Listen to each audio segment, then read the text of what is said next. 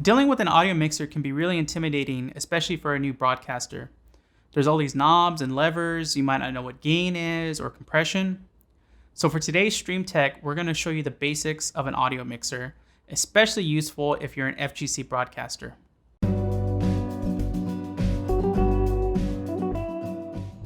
So just a heads up, I put some timestamps in the description of this video in case you want to jump ahead to a certain part of the video if you're revisiting this guide. So the mixer I'm going to use for this video is the Yamaha MG12. I'll have a link to it in the description. This is a great entry-level mixer if you're going to be doing events, but it's by no means the ultimate or best mixer. There's many mixers in this price range and even cheaper that can do the same thing.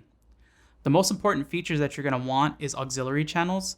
That way you can send audio to the crowd or the audience, which I'll explain later, and also a mixer that has separate channels. That way you can communicate with your commentators easily.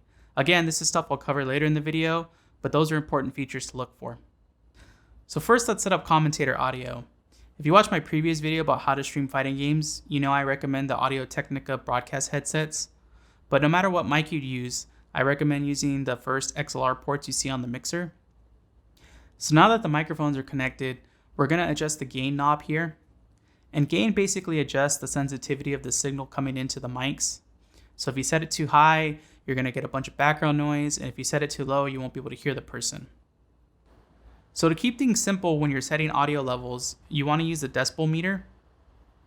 This is the meter that you usually see on the right of your mixer, and it goes from like -22 up to 0. And you never want to go past 0 because that means your audio is peaking and you lose that audio. So when you're recording voice, you usually set it between 12 and 18. That way you have room later in the mix to adjust it. But since this is kind of like the final output that goes to the stream, basically you want to set your voices to go about -6 to -8 or even -10 if you want to keep it safe. That way if you have some commentators that maybe scream or shout, they don't peak it and cut off the audio.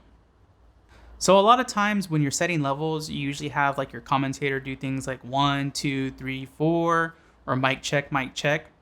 And this isn't really good for getting accurate levels because they're going to speak at a different volume when they're actually commentating.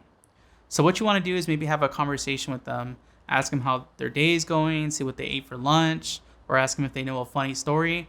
That way you kind of get a good picture of what their voice is going to be like for the stream. So when it comes to setting the levels for the in-game audio, you want this to be below the audio for the commentators so they're not like kind of fighting for that sound. So I usually set this around maybe -12 to -18. It really depends on the game. For example, games like Mortal Kombat kind of have really low sounds, whereas games like Marvel or Street Fighter have really high explosive sounds. So just adjust it till you like it, but the most important thing is that people can hear your commentators.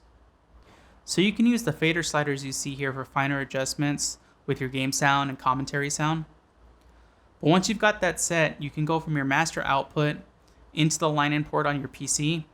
But I really recommend using a ground loop isolator in between this, mainly to reduce electrical noise. So a lot of mixers have a USB output to connect to your PC, and this turns the mixer into a sound device. So basically with most streaming software, you're going to set the mixer as an audio input or a microphone input.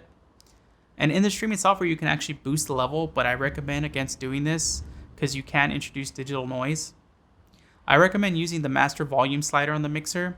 And what you're going for is basically if you set your microphone volume for your commentator to like -6 or -8, you want to see in the streaming software that it's also coming in at a -6 or -8. So the next thing you're going to want to do is set up a way to communicate with your commentators. So you can see these buttons here next to the faders on the slider. They say 1 and 2 and ST. 1 and 2 is basically another channel aside from the main stereo output that goes. And we're going to use this channel to communicate with our commentators. So if you're using a headphone amplifier to give you more available headphone outputs for like your broadcast headsets, you're going to want to plug it into either the phones port or the group 1 and 2 port. Now if you plug it into the phones port, there's this button here where if you press it in, it'll only receive audio from group 1 and 2. So now plug in a microphone into your mixer that you're going to use to talk to your commentators with. And then make sure to press in all the group 1 and 2 buttons along the main mixing board. And then also enable all the ST buttons except for the microphone that you're going to be talking on. This is going to make it so that the commentators can hear you, but the stream won't hear you at all. So one tip though is to not always leave your mic live, only turn it on if you need to talk to your commentators, because it's easy for them to get distracted by background noises that might be happening. Now let's set up the audio for the audience. Usually there's a PA system nearby, and you're going to want to connect it to these auxiliary outputs that you see on the mixer. And then you want to go to the channel where the game sound is plugged into and turn up the auxiliary outputs there. Some events might request that you also broadcast the commentator audio, but usually this isn't too common because it can be distracting to the players if they're not in some soundproof area. So if your mixer has multiple auxiliary outputs, you can do some cool stuff with that. You can send one to the audience, and you can send maybe just game feed to another streaming PC that's broadcasting an international feed for people to put their own language commentary on. So some other useful features on a mixer are the EQ. You can use either the high cut or the low cut to maybe remove some stuff like the rumble from an air conditioning unit. So learning how to use compression can be its whole own video, but I'll try and give you a really short version of it. Basically, it tries to bring the highs and the lows closer together so you don't get these crazy peaks. So basically, if you have compression, turn it up a bit if you have one of those commentators that just gets really loud out of nowhere.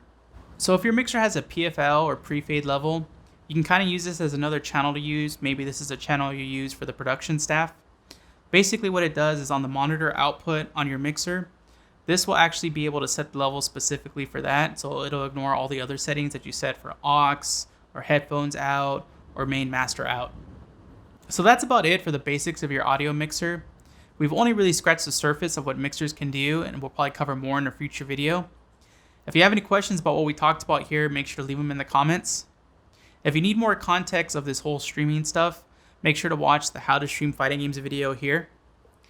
And if you want to watch more of my tutorials, make sure to watch this playlist here. And as always, make sure to subscribe to check out more videos. Thanks for watching. Catch you later.